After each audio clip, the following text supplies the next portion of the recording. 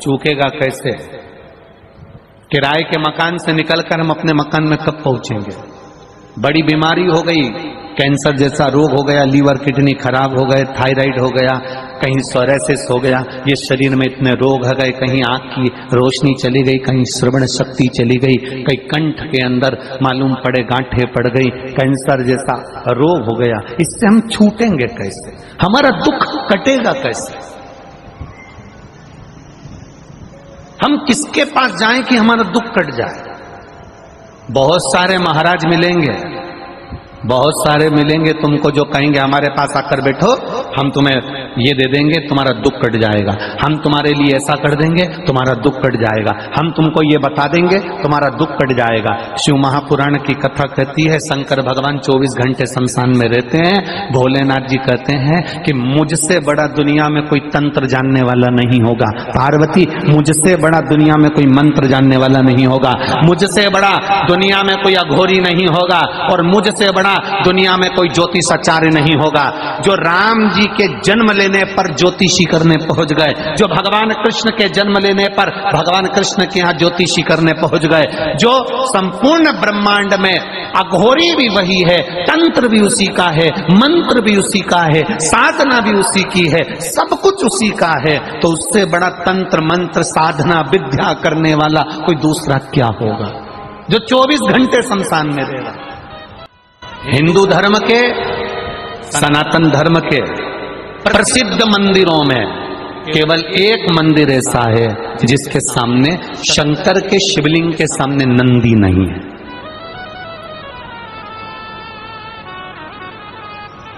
पूरे भारत की भूमि के हिंदू धर्म, सनातन धर्म के सारे प्रसिद्ध मंदिरों में एक मंदिर ऐसा है कि शंकर भगवान के शिवलिंग के सामने नंदी नहीं है। क्यों नहीं है? क्या कारण है? वो केवल दुनिया का एक ही मंदिर है, वो एक ही जगह है, वो है अमरनाथ की गुफा, जिसके सामने नंदी नहीं। कौन से महादेव? जम के बोलो जरा। अमरनाथ।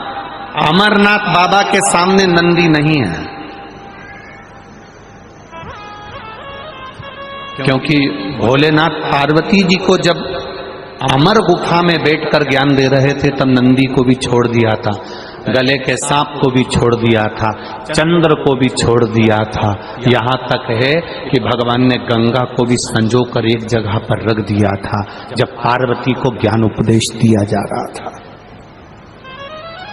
अमरनाथ की गुफा में जब देवाधिदेव महादेव पार्वती को ज्ञान उपदेश दे रहे थे, सब कुछ छोड़ दिया। नंदी ने कहा था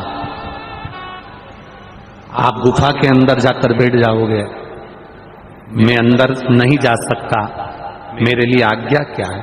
भगवान कहते हैं जब तक मैं गुफा में बैठा रहूं तू बाहर रहना, लोग जल चढ़ाएंगे, मेरी आराधना करेंगे।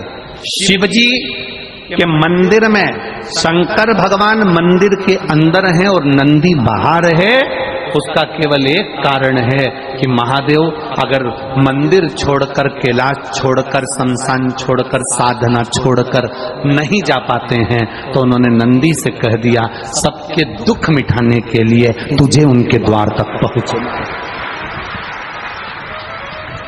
सबके दुख मिटाने के लिए तुझे उसके द्वार तक पहुंचना है। आप शंकर भगवान को एक लोटा जल चढ़ाते हो, उस जल की साक्षी कौन देता है? तुम्हारी शादी होती है, फेरे होते हैं, शादी की साक्षी कौन देता है?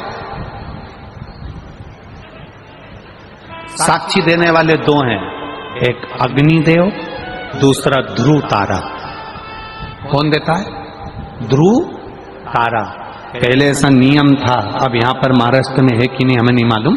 पहले लड़का लड़की की शादी होती थी तो खवास आता था, नाई आता था, लड़का लड़की का ऐसा सिर मिलाता था और उनको ध्रुव तारा दिखाता था।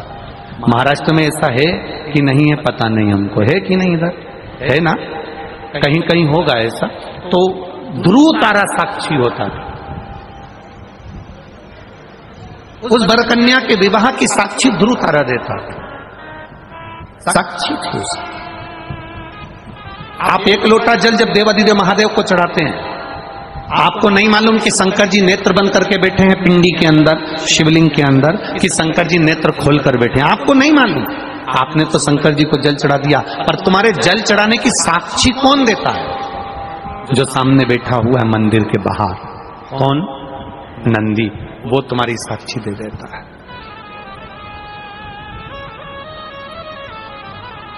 ये वापिस गई हुई सत्ता कैसे मिलेगी? गया हुआ बेबहू कैसे मिलेगा? हमारा दुख कैसे कटेगा? कौन आएगा अंत समय में जो हमारी सुन ले? अंत समय प्रभु आना पड़ेगा, वचन दिया तो निभाना पड़ेगा।